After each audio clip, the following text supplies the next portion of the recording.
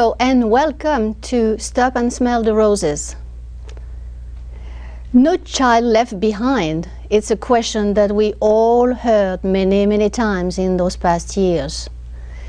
The question is, why do students underachieve? Our guest today is Dr. Reggie Melrose, and she is a psychologist and also an educator. And she has recently published a book called Why Students Underachieve, and also how parents and educators, what they can do to help. And she has very innovative as well as easy way to remedy this problem. Welcome, Dr. Melrose. Reggie Melrose. Thank you. Thanks for having me.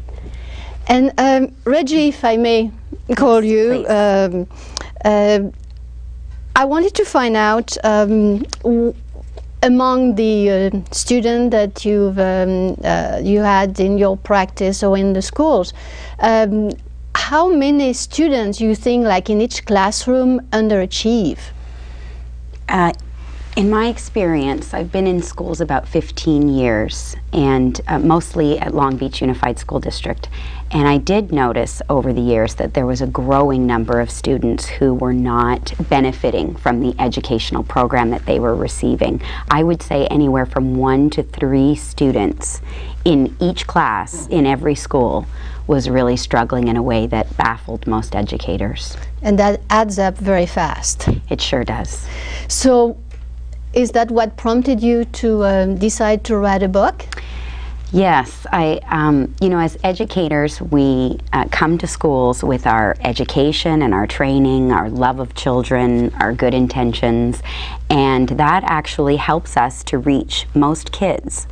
But because of this number of students that really seem to be growing every year, students who were really baffling us, that we were pulling out all of our best interventions and tools and strategies to help them, and they weren't getting better, I thought, I've got to figure out why this is. Realized that so many of them, in fact, all of these students I'm talking about, had experienced at least one major traumatic event or several traumas in their lifetime. So when I began to study how trauma affects the brain and, of course, learning and behavior at school, then the answer started to come. I started speaking to other educators and parents about it, and they said, why haven't we heard this before? They wanted this information to be brought to the masses, I guess you can say, and the book started to write itself. So you said that trauma. Can you give some example of traumatic experiences? Certainly. Well, there's anything from large catastrophic events that we hear of often that really sort of stop the world and make us watch, and those are experiences like 9/11 or Hurricane Katrina, Columbine, and other school shootings. So yes, there are these large events, community violence, but there are also smaller, more domestic events, of course, that we also know about, abuse situations, whether it's physical, emotional, sexual abuse. Also, many of our students witness domestic violence or witness substance abuse problems in their parents, and this can really set them up to experience terror, sheer fear. So there are also seemingly benign events, accidents, injuries, hospitalizations, surgeries, even routine medical, sometimes dental procedures. We know that bullying has very serious ramifications now. We're finally taking that seriously. Some of our students have parents who have a chronic illness and are terrified on a daily basis that they won't see their parent again.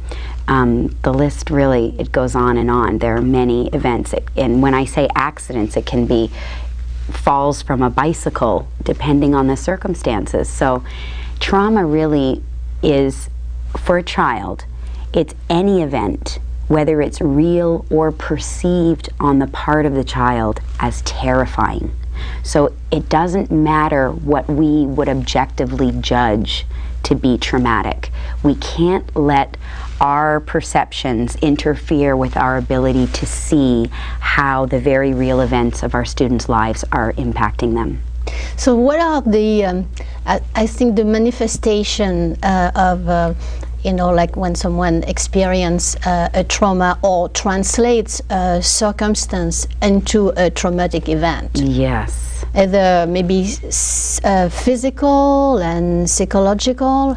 Yes. Do you have more specific examples? Yes. Let me start with the psychological manifestations, because really once our students before the event may have had wonder and fascination and curiosity and an innocence, after an event their whole mindset shifts. There is a dramatic change, and the world becomes dangerous, and people are bad, and I have shame and guilt.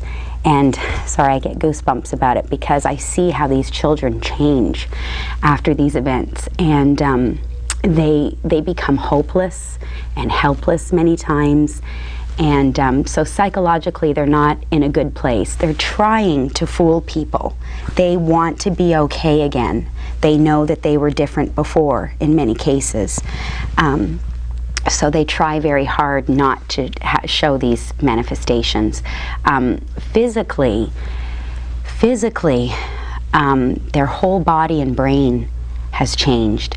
Many of them live in what many people call a survival mode.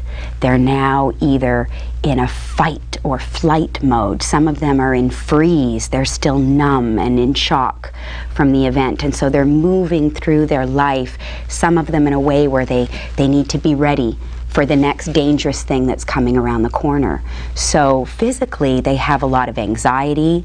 They look like they're hyper. A lot of these students are misunderstood as having ADHD. They're put on medications that often make the situation worse, because they have so much anxiety and so much hypervigilance in their nervous system that they come across as hyperactive. But that's really not the case for many of them. So we have to be very careful how we interpret the manifestations of trauma in children. And it can also have, some situation at school, can that eventually intensify some of these traumatic situations? Yes, unfortunately, because as good as our intentions are, we apply interventions with these kinds of students that work really well with other types of students, but actually can exacerbate the situation for the victims of trauma. Anger management is one example, right? This is something we know how to do. So when we see these traumatized students who do have rage, believe me, many of them have a very short fuse and they have tempers, and because they're in this fight or flight mode. So it looks like a paranoia, but really they're just trying to survive their day, get through their day. And so we do see anger problems.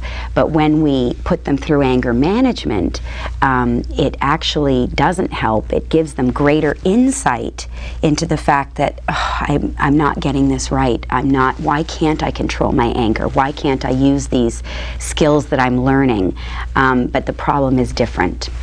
You said a little earlier that you wanted to start with the psychological manifestation of the trauma, because what guides us is also what happens inside our head, and there are a lot of medical discoveries in the last decades that help put the finger more like on the causes, on the switch. And yes. You brought something very interesting today. It's a brain. Shall we turn it on?